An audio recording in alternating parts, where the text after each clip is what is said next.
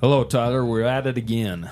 What is the name of our theme song that we open with? I've never named it, honestly.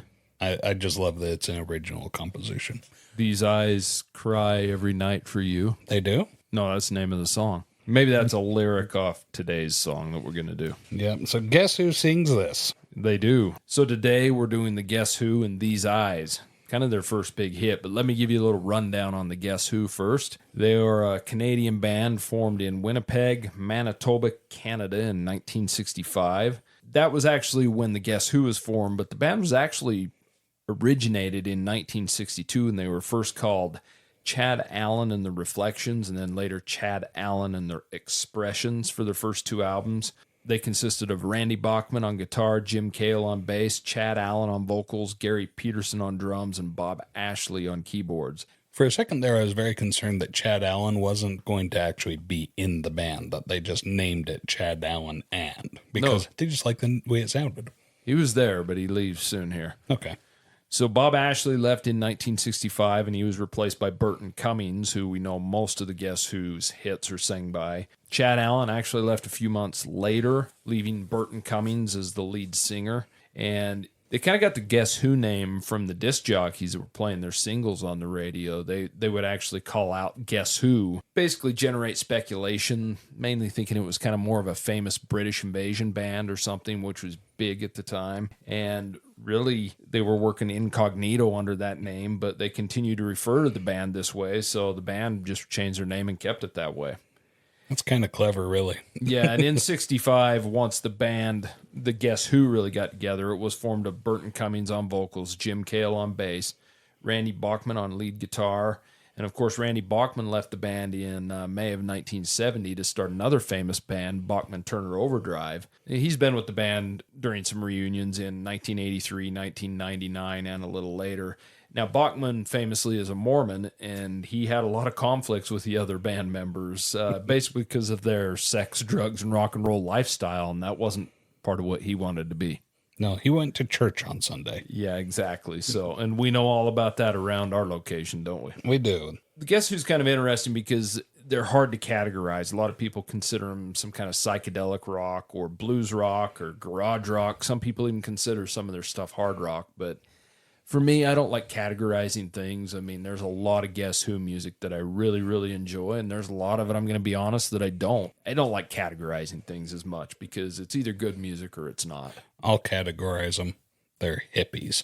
Well, they certainly were for a while. Okay. And apparently Randy Bachman had a problem with that. So, all in all, they've done 11 studio albums. All of the 11 albums have reached the charts in the U.S. and Canada. They actually had 4 albums under their previous band names. They've released 10 live albums and 20 compilation albums. Their American Woman album reached number 1 in Canada and number 9 in the U.S. That was their top charting albums in both countries. So number 9 is the top they've hit in the U.S. as far as albums. As far as singles, they've had 5 number 1 singles in Canada and 2 number 1 singles in the U.S. Their first big hit in the U.S. was this song we're doing today, These Eyes. It hit number 6 in the U.S., only number 7 in Canada, strange enough. Laughing hit number 10 in the U.S. and number 1 in Canada. Their first number 1 in the U.S. was American Woman, followed by No Sugar Tonight. So those are the 2 songs that hit number 1 in the U.S. The band officially broke up in 1975, although Jim Cale, he actually owned the Guess Who name. He continued to tour with the band, him and Gary Peterson, until 2000. And now Gary Peterson is still touring under the Guess Who name, and he's the only original member still left. So do you want to get to the song review? I do. And now it's time for the song review. Okay, so today we're doing the Guess Who and their first big hit single, These Eyes.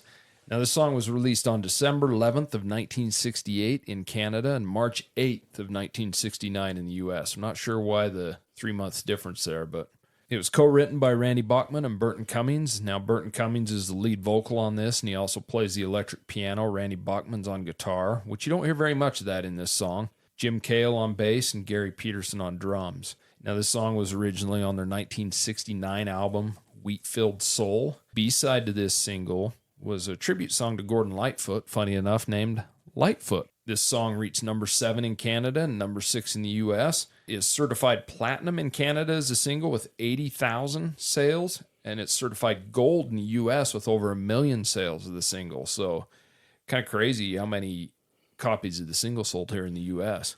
Equal percentages of the population, I think. Maybe that's it. But it's funny that 80,000 gets it platinum in Canada and 1 million only gets it gold here. So, like I said, it's all about percentages of the population. yeah, it must be the exchange rate or something. The funny thing about this song is the success of this single actually helped the band land a distribution deal with RCA Records in the U.S., which really propelled them into their stardom, at least down here in the States.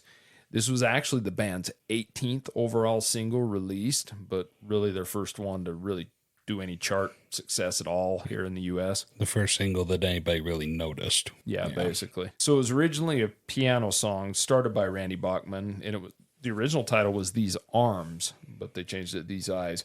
It was supposedly written when Randy Bachman went to see a Joni Mitchell show and saw two attractive women come in and sit down at a table. Him and his road manager, kind of worked up the nerve and went and introduced themselves and joined them at their table. As one does. Yeah. And Randy Bachman asked one of the women out on a date for the next evening, and when he got to her house, while waiting for her, because she was running a little late at her house, he sat down at the piano and pretty much churned this song out in about 15 minutes. Wow. So he sits down at her piano and writes a song. Yeah, I guess he was waiting for her. That's what he says. 15 minutes. Come on, lady.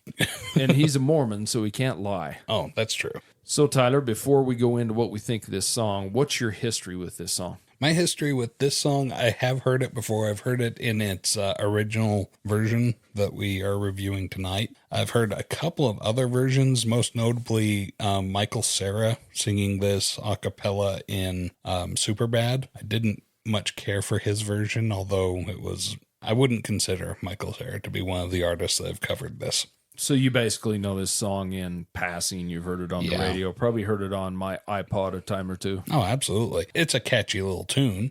Sure. One thing that strikes me about this song is that it's a very mournful lyrics song. The tone of the music, it keeps keying up. Like the key changes keep going up, which anytime I hear key changes going up in a song seems to inspire happiness or... this thing sounds like you've planted a seed and it's growing, right? But the lyrics are really quite mournful. This guy is mourning a lady who broke his heart. I mean, his eyes have seen a lot of loves. Which is really strange because if he did indeed write this song while waiting to go on a first date, why are the lyrics so mournful in that? Or maybe... I don't know the whole story behind it. Possibly he's just writing the tune to it, These Arms. And she's trying to stand him up, but she doesn't really know how to go about doing it now that he's in the house at her piano. Who knows? But we can't get too in-depth in that. We don't know what Randy Bachman thinks. After hearing These Eyes, what are your thoughts on this? This song has a lot of really cool things to it. It's got more instruments than I expected. A lot of times, if you've heard this, if you've heard our podcast, sometimes this is a song that I've heard many times before, but never actively listened to it to critique it and review it. This is a song where there's a lot of instruments that come into play, and not a lot of guitar, a trumpet of all things, and it comes in between the verses as they go on repeat. And it's I'll tell you, it's a fun song to sing. Good song, easy listening song. This it's not hard on the ears. It does have a little bit of ear burn from overplaying on the radio, but it also is a good popular song that should be on the radio. It's mild-mannered. It's sweet. It's just so striking to me that it's pining love song is a word for it, but the tone of the music is just so upbeat and so like happy. Compared to the mournfulness of the lyrics. So it's a good song. It just doesn't really match up to me. I would expect there to be something. I want to see a remix where it's more dark music. And instead of, the key changes going up on repeat, I want to see the key changes start to go down and see what that does and see what kind of a mournful song you get out of that. That would be really cool. What are your thoughts about this one, Justin? Well, I kind of agree with you on that a little bit. Kind of going into my history with this song, I've listened to the Guess Who for a long time. My dad was a pretty big Guess Who fan. He used to make me sit down there late nights and listen to his albums with him, and I actually really appreciate that. But this is one we'd listen to here and there too. And the one thing I do like about this song is I love the intro. I love that electric piano intro, because when you talk about the music being more of upbeat in a way, the intro isn't. No. It's really kind of quiet and subtle, and it's the electric piano intro is great, and then after it goes a couple bars, the bass kicks in. And the bass really and the piano are the two prominent features throughout this song. And I really enjoy the bass in this, and I think it's mixed really well. It's mixed really heavy. It sounds thick in this. And of course, when you get into the second verse, some strings come in. There's orchestration in this song, and it's kind of interesting because I've heard this song hundreds and hundreds of times, and I've never really thought about the orchestration. It is a whole different experience when you sit here in front of the speakers and you're thinking, okay, what am I going to write about this? And I generally don't like orchestration in some manners, but I like the way it's used in this because it is subtle and it's kind of mixed in the background, and I think it gives a good effect there. And the one thing I can say about this song is it is a sweet song. It's a good lyric, like you said, and the lyric doesn't really match, but then again, does it really need to? Because, not everybody deciphers them like you do. A lot of people are just thinking these eyes, maybe it is upbeat, maybe it's a love song. When you really read into the lyrics, it is mournful. You're right. But the one thing I can say that I do enjoy about the Guess Who, and the one thing I think's the best about them, including this song, is Burton Cummings' lyrics. I should say Burton Cummings' vocals. His vocals are amazing, and I love when he gets into the semi-strain of the vocal because he has an amazing rock and roll voice, and even when he kicks it down on this and he's pretty subdued in his singing, I just think he's one of the most underrated rock and roll singers of all time, and I really, it's a shame that there's quite a few Guess Who songs that people probably know because they're played on popular radio, but I don't think most people could tell you anything the Guess Who sings. Yeah. If you played this song for them, you'd say, who sings this? They wouldn't know. Yeah. But they know the song. And I think the Guess Who are another one of those bands that, and we talk about it all the time, that have kind of been lost to time. Everybody knows The Who, the Beatles, the Rolling Stones, Jimi Hendrix, the Doors, the big bands, right? Yeah. But the Guess Who was a big band that just, even though some of their songs, they've got a good 6-7 songs that still get heavy radio play, but I think most people couldn't name them or name a song from them, and it's unfortunate, and they certainly should be explored. Yeah, for sure. Do you want to get to the song rating? I think we're ready to rate it. Song rating.